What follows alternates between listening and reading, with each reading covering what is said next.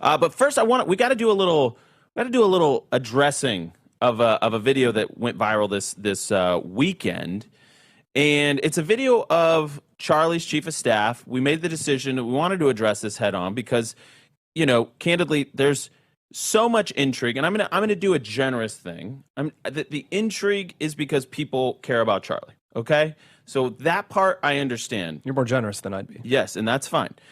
And I am going to give you the floor here now, Blake, because you were there and you actually interacted with Mikey. You were with Mikey. You left the scene and then connected with Mikey. So explain what the video is. All right, I'm not going to set the scene. I'm not going to wallow in it at length, but people have.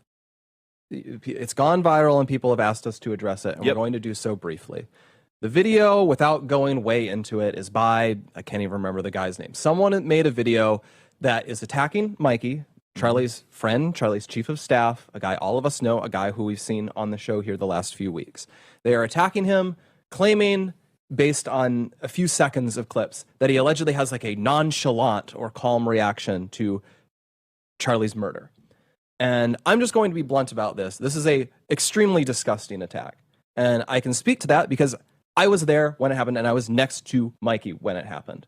And what I can say is, I can't say every single thing that happened, but I want to talk about this specific narrow thing. That the shooting occurs. I am next to Mikey. Both of us hear a loud crack. We both turn. We both see Charlie, who has been shot. Both of us, I think at about the same time, realize that means there is a shooter who is on the scene. And, you just hear the crack, so you don't know, did it come from far away? Did it come from close? Is there a mass shooter unfolding right now? So I and him both had the reaction of, let's get out of here before we are both shot. That is not us abandoning Charlie. Charlie had a security team. They all leapt immediately into action. And they got Charlie out of there, which was what their job was to do. My job was not to get in the way and screw this up because, I had to be a hero. That was not my job. I remember even running past, both of us going past the SUV that we came in on, and me thinking, should I get in that car? And then thinking, no, that's a really stupid thing to do. And then I kept going. So I was not with Mikey, or I don't remember being with him. I think I was ahead of him as we left. And then we get out, and I run for... can't have been more than 15 or 20 seconds. And then I realized there hasn't been another shot, so the shooter has likely been detained or stopped or something, not in immediate danger. I pause, I look around me, and I see Mikey. And I see Mikey there. And I will never forget what I saw, because I've seen Mikey almost every day for the past 2 years. I know his personality very well. He's a very bubbly guy. He's a very happy guy almost all of the time. And I'll never forget what I saw, because it was clear in the moment that he was profoundly freaked out. What I'll always remember is the way his lip was quivering, which I'd never seen before. And you very rarely see from someone that he was freaking out. And then I think he literally said to me, I might be imagining this, but I think what he literally said was, he was looking around, and then he says, I need to call Erica. And then he takes his phone and he begins calling Erica. And I don't want to disclose how that call unfolded, but he did that. Your mind extends all of this, but that is happening within a minute of all of this occurring. I remember he calls Erica. Around the same time, I pull out my phone and I call my mom just to say, Mom, there's been a shooting. You're going to see it on the news. I'm okay. Pray for me. I've got to go. And I remember that call. And around the time I put that phone away, and then he immediately calls his dad. He calls Rob McCoy. And he says, Dad, someone shot Charlie. You need to call all of your pastor friends. Charlie was hit. We need everyone to pray right now. And that's what he told him. And I guess it's very disgusting for me as someone who witnessed this, who saw Mikey hugely distressed and then step up in the moment, because after that call was over, I saw Mikey get total mastery of himself, that he realized he had to step up in this situation.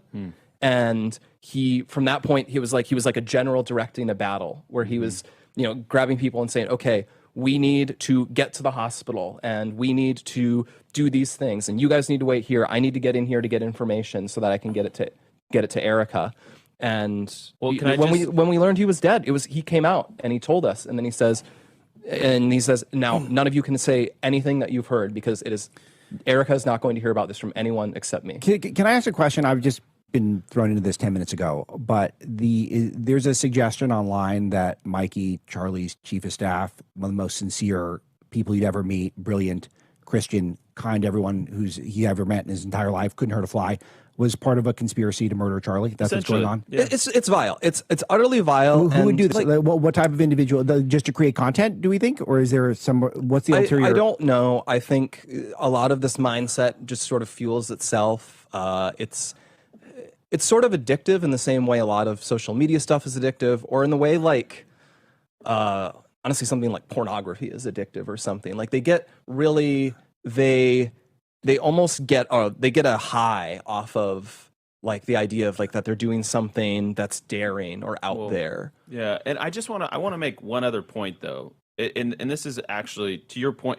You saw Mikey do heroic things that day. I saw Mikey do heroic things. I was not on site, but I immediately flew to Utah. We got a plane. I mean, it's not something that I'm used to, but it was like my wife went with me. We went straight over. I knew I needed to be with Erica and the team immediately just because, I just knew. But that moment when I got the news, I was so shell-shocked. I was not even there, but I was immediately traumatized. My brain fries like an egg. I can't see straight. I can't think straight. All I knew is that, like, what's happening? My wife came in. She, like, hugged me. We started crying together.